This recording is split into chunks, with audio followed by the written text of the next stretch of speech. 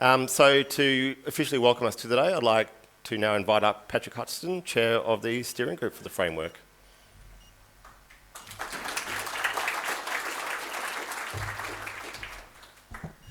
Thank you very much, Jacob, and thank you, ladies and gentlemen, for being here today. And I really do appreciate everyone showing up. It's going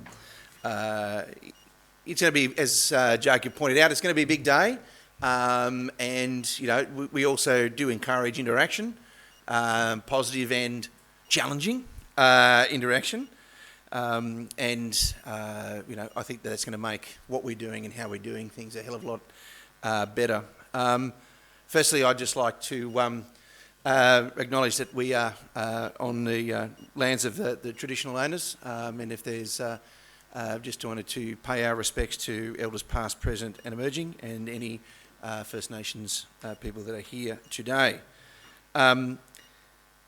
So, the Australian Beef Sustainability Framework, and sort of the theme that I certainly want to leave you with today is that as a framework and on behalf of the steering committee that oversees that, together with obviously the advisory board of our of the ownership structure, for want of a better term, of the framework, is that we are here to empower you, not to dictate to you.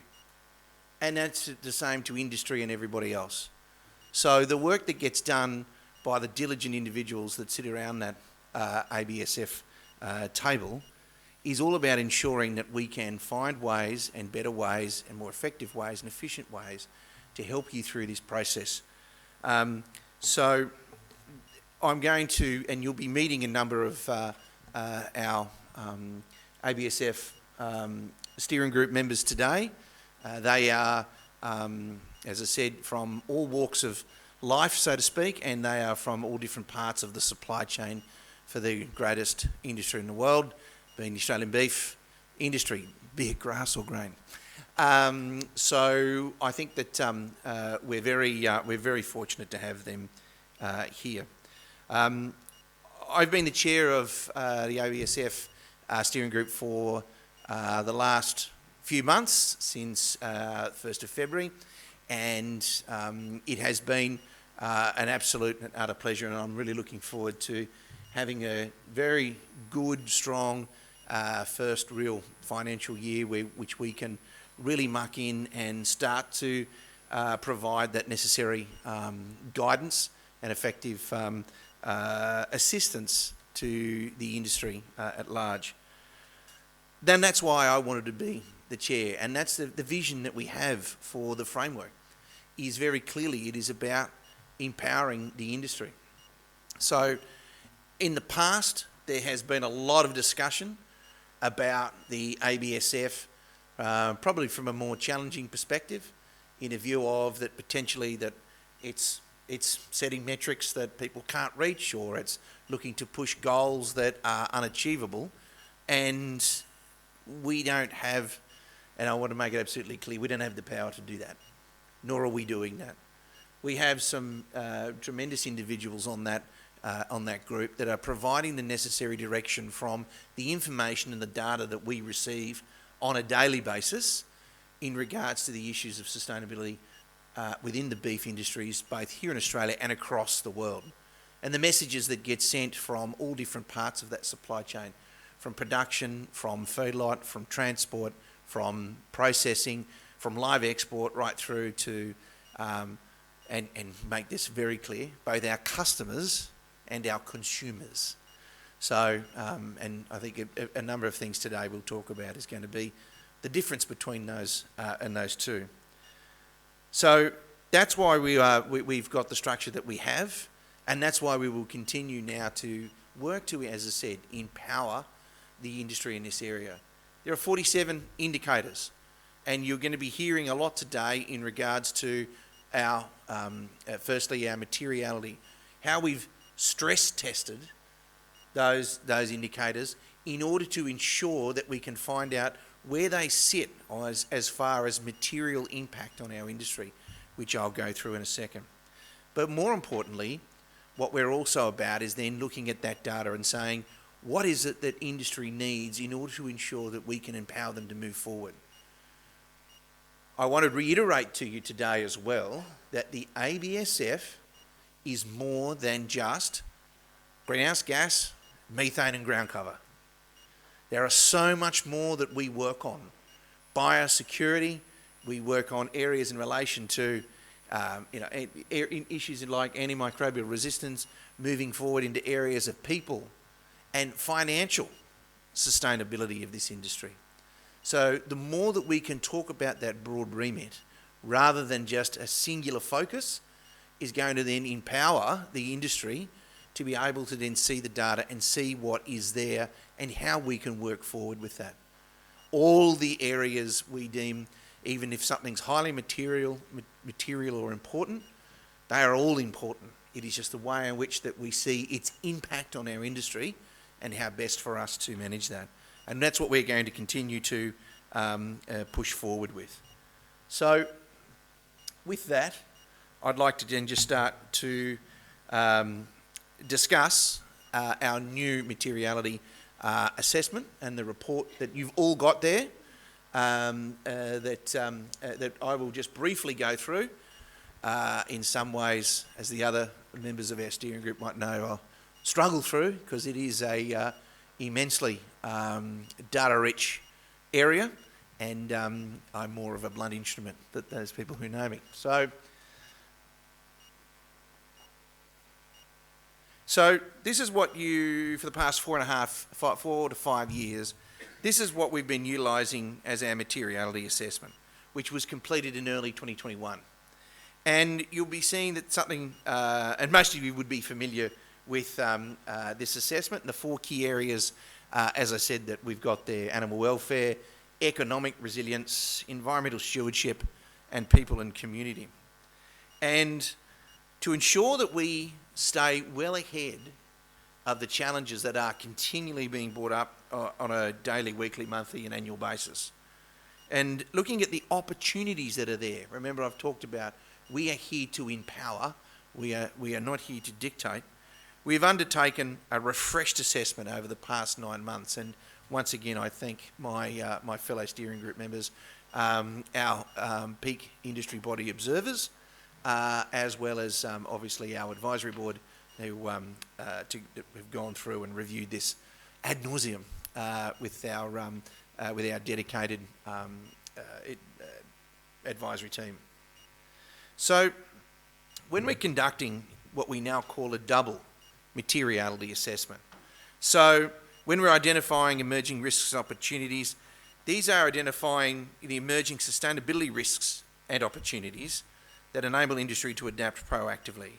So things like ensuring that long-term resilience, supporting continuous improvement, and strengthening the responsiveness by shifting stakeholder and market expectations.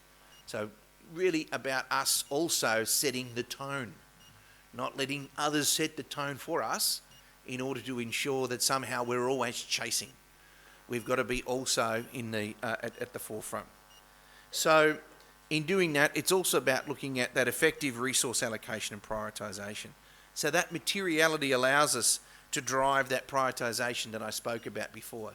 And you saw in the previous slide where those dots are.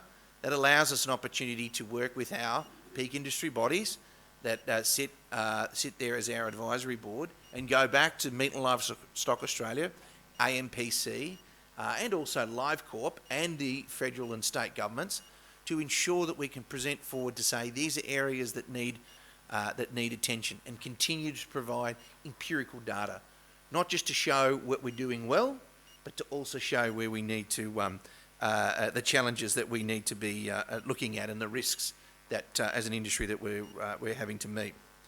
So it helps support that meaningful dialogue, as I said, with stakeholders. It also helps with credible sustainability and financial risk management.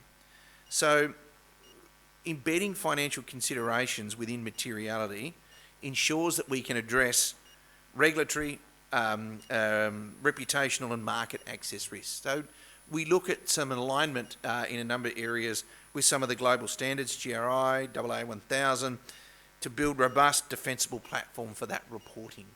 And I know that for a number of you, reporting is a very big issue. How that reporting is done, who is asking for reporting, what sort of scope and structure that reporting looks like. Everyone is exposed to that up and down the supply chain. And we need to be starting to not just look at how much more reporting do we need to do, but it's also about the data that's been created, how we're delivering that. How we're delivering that and underpinning that more broadly. And then finally, increased access to capital and global markets. So demonstrating proactive sustainability risk management boosts investor confidence. And you'll see in a moment about where in some areas investors and others think about our industry.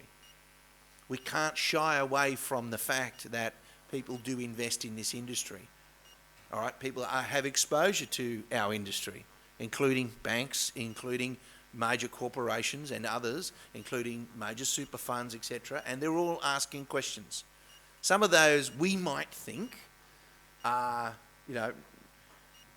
some are irrelevant, some seem to be unreasonable, but all in all, they're still asking questions. And if they're asking questions from a level of ignorance or looking to try and create something out of a level of ignorance, we need to be able to answer them.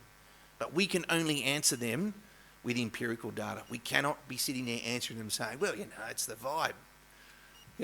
That's what it is. Just get on board.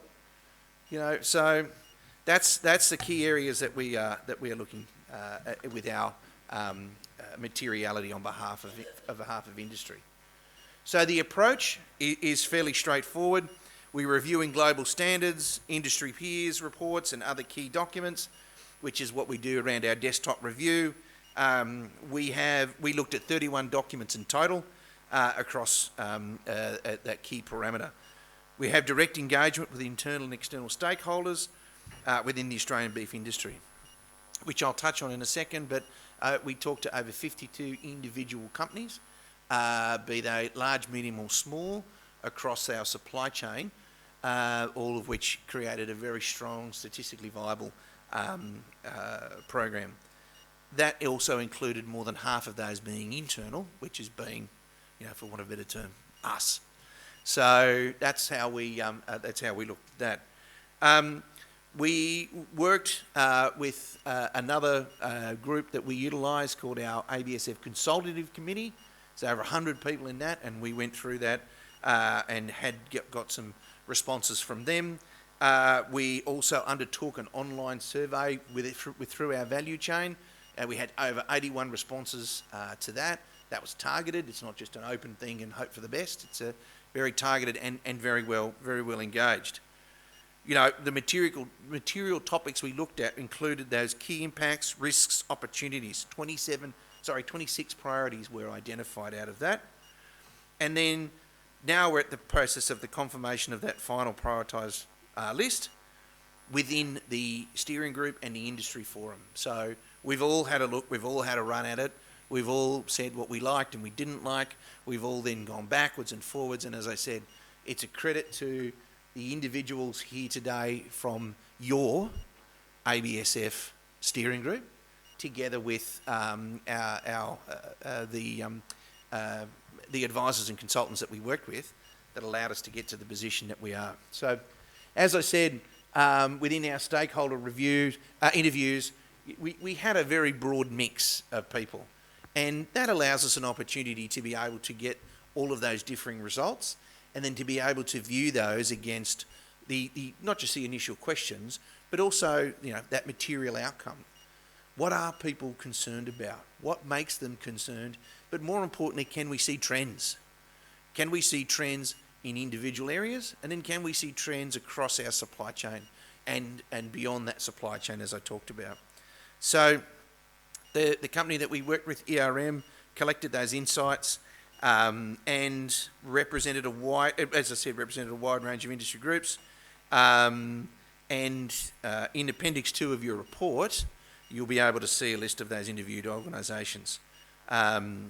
So then moving forward around our stakeholder survey, as I talked about, again, this was our online survey where we were continuing to get more information. You can see, again, a very wide breadth of people within our supply chain.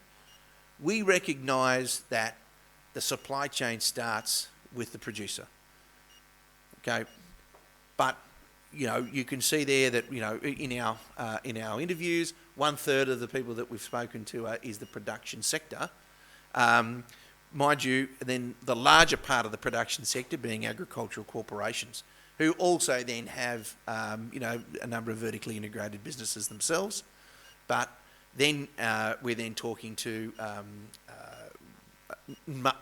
heap of others throughout the supply chain, including even our industry bodies, etc. And it's pretty clear that you'll see in the results that you've got in your reports, etc. So, as I said, those 26 priorities and scopes have been identified that you can see here. We've merged some of those priorities, and we've incorporated some new ones as well. So, we've actually added 2 from the last Materiality. The steering group, as I said, assessed and went through all of these with a fine-tooth comb, and even as late as yesterday, there's still vigorous debate between our steering group in regards to what we see, in that highly material, and not only that, it's also about what are we going to do about it. How are we going to influence both investment in these areas as well as then issues in relation to how we're going to tackle, more importantly, some of the key negativity that we see out there, because we've got to help with that. And we've got to be also, as a framework, we've also got to be an advocate about this. Our peak industry bodies, who are tremendously successful in advocating on a whole range of things, don't have the capacity to be able to say, okay, I'm going to then go out and advocate purely and simply on sustainability issues. We've got so many areas that you can see here that, for example, let me pick a peak industry body that I might know a little bit about. Let's say AMIC. And you can see here that they would be talking in those areas like biosecurity, like processing practices, like animal husbandry and handling, like market access.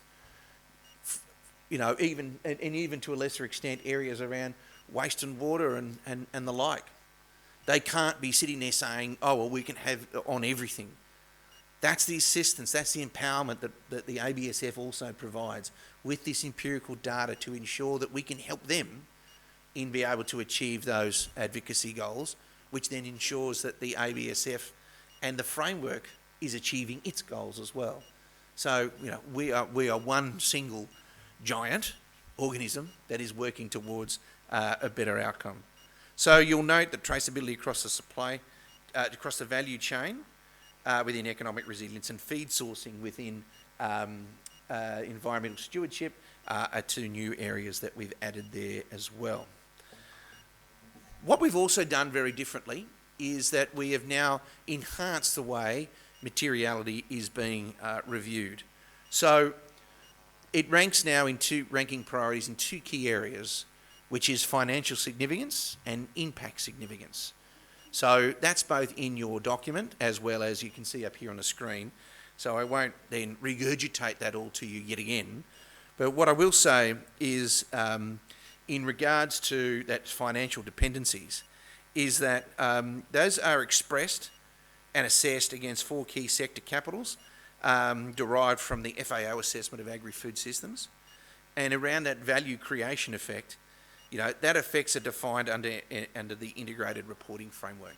So we're making it vitally clear that the area of finance is around those dependencies. It is about, as it says there, the financial risks and or opportunities. They're both an impact. Impacts can be positive and negative. So where it's about how do we then place that in order to ensure that we're being able to effectively review that. So, and again on that impact significance, you can see there that there's the actual and potential, the positive and negative, as I said. Environment, the animals, the people, and the economy is those external impacts. And then you have that stakeholder impact. So what is stakeholders' behaviour towards the beef industry is affected by how well sustainability topics are managed. So we've got to put all of those together into, not for a better term, but into a box, and then shake it up a lot, and then try to see that, from what comes out is where we're going to be starting to put those key priorities, as I said. So it harmonises those leading materiality standards into our ability to be able to plot that, so that we can then start to then provide not just an assessment and not just a ranking, because we don't want to be getting into rankings, because then that means that some get more time, more investment, more capital than others. That's not what's here. It's about saying, here is the empirical data that we are hearing and that we're seeing in regards to that. So that allows also, as we said, that the financial effects and its impacts experienced by the beef industry, from dependencies on the planet, communities, products, governance and conduct, as well as the risks and opportunities associated with the drivers of financial value creation. Whereas the actual and potential impacts of the beef industry on the planet, communities, products, governance and conduct over short, medium, long term, as well as the concerns and interests of stakeholders affected by us, affected by the industry. And so it leads us now that what you can see here is a very telling position by which the industry is at. The topics that are scored on that matrix are categorised, as you can see: important, material and highly material. Important, it's not material from an impact or financial perspective, but it does require ongoing monitoring within industry. And they may become material over time. So it's not potentially the lines that move, it's the dots that move. And the dots move because of our review and the assessments that are undertaken. Topics within the material category exceed the material scoring as determined by the steering group for either financial or impact dimensions, or both. And obviously then, as you can see, highly material in that category meets or exceeds that determination as well. So at the start of this presentation, I was very clear in saying to you, there is more to the ABSF than methane and greenhouse gas. And this is what it is telling you. Areas like food safety and quality, market access, climate resilience, animal husbandry and handling. You'll hear later from the great Sharon Dundon about livestock transport. That is also there. Highly material, high impact on finance, high impact on input. These are areas that then show that this is it is both exposure but opportunity. Okay, these components have both positive aspects but also deemed negative aspects, challenges. This is where we now need to be reviewing not just what we're doing and how we're doing it, but why we're doing it, who's doing it, and when we're doing it. It allows the industry to be able to take that. We've just seen MLA's 5-year strategic plan.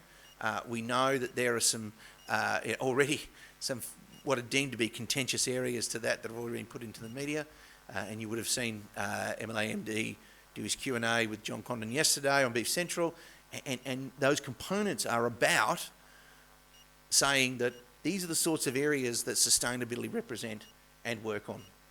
So in environmental stewardship in the material area, we've already got five key components that are in material, and even one that's sitting in important.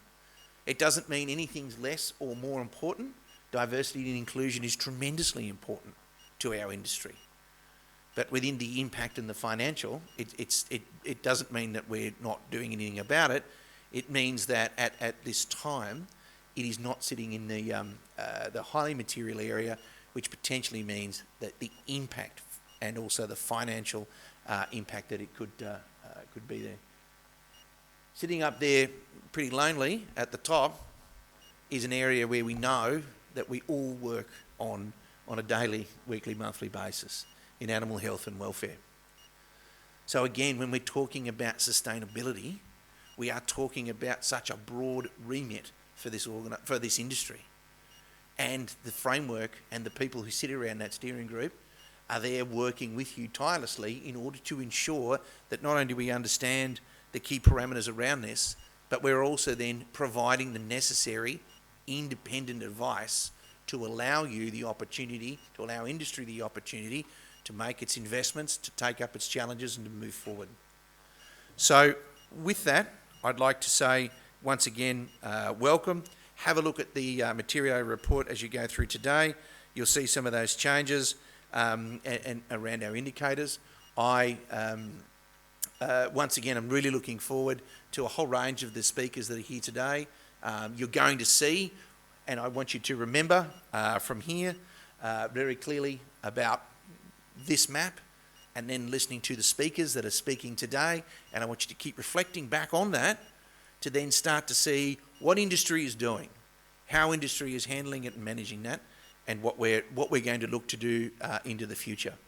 So, Jacob, with that, thank you very much, everybody, and have a great day.